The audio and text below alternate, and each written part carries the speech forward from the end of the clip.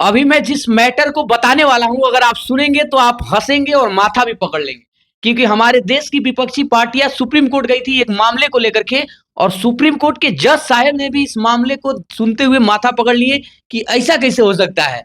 आपको विश्वास नहीं हो रहा, आप ये वीडियो जब इस देश के सारे विपक्षी दल 16 विपक्षी दल सुनील भाई लिखत पढ़त में टीवी पे नहीं हलफनामा में दस्तखत किया, जिसमें अपना नाम बल्दियत सब लिखी जाती हलफनामा, 16 बड़े नेताओं ने दस्तखत किए, उसमें सपा के भी दस्तखत थे। और सुप्रीम कोर्ट गए, मालूम अर्जी में क्या लिखा था आलोक पांडे? उसमें लिखा था कि हुजूर भैया आपने सुन लो कि भाई साहब बड़ा रोचक था मामला, प्रशांत तो वहां वकील ही है। उसमें लिखा, ऐसी एप्लीकेशन भी कभी सुप्रीम कोर्ट बनने से लेकर आज तक नहीं आई थी, इससे पहले जब से बना सुप्रीम कोर्ट अंग्रेजों के टाइम से लेकर आज तक। उसमें मालूम सुनिए जी क्या लिखा था? जब मुझे जानकारी मिली तो मैं बहुत देर हंसता रहा कि ये देश को क्या हो गया। ये वो लोग हैं जो सत्ता चला के आए हैं वर्षों भर। बोले हुजूर माई बाप, ये भाषा मेरी है, तथ्य वही है। हुजूर माई बाप, इनकम टैक्स, ईडी, फेरा, फेमा, सीबीआई, जितनी एजेंसियां हैं, इनको आप एक ब्लैंकेट ऑर्डर दे दो क्या कि जो भी आदमी खादी पहने है और गैर भाजपा दल में है उसके खिलाफ कोई कार्रवाई नहीं होगी। क्या ये मुकदमा हुआ है? मैं मजाक नहीं कर रहा हूं। इससे सिर्फ ही बात कोई हो सकती है क्या?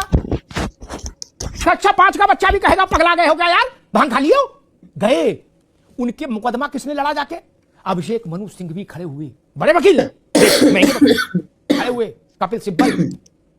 कोर्ट ने कहा कि भाई साहब हम हंसे कि रोए इस एप्लीकेशन पर, और उन्होंने कहा कि सिंघवी साहब, सिब्बल साहब, आप लोग तो वकालत का खेल जानते हो, आपने एप्लीकेशन के लिए मना नहीं किया और आप वकील बनकर खड़े हो गए। उन्होंने कहा किस संविधान की धारा के तहत, अब ये वो लोग जवाब दें संविधान की छोटी किताबिया जेब में रखते, उन्हें संविधान की किस धारा के तहत ये आदेश दे दें कि जो विपक्ष का नेता है उसके खिलाफ कोई जांच नहीं होगी, कोई जेल नहीं जाएगा? कैसे कहेंगे?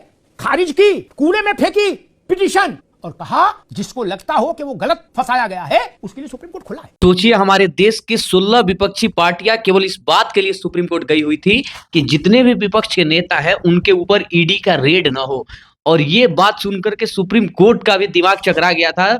और सुप्रीम कोर्ट के जज साहब का कहना था कि अगर आपको लगता है कि आपके ऊपर ईडी की कार्रवाई पक्षपाती हुई है और गलत हुई है तो आपके लिए सुप्रीम कोर्ट या फिर कोर्ट का दरवाजा खुला हुआ है। लेकिन आप ये बताइए कि संविधान के किस पन्ना में ये लिखा हुआ है कि विपक्ष के किसी नेता के ऊपर ईडी का रेड ना हो, छापा ना पड़े? आप क्या राय रखते हैं इस वीडियो को लेकर के? कमेंट करके जरूर बताइएगा।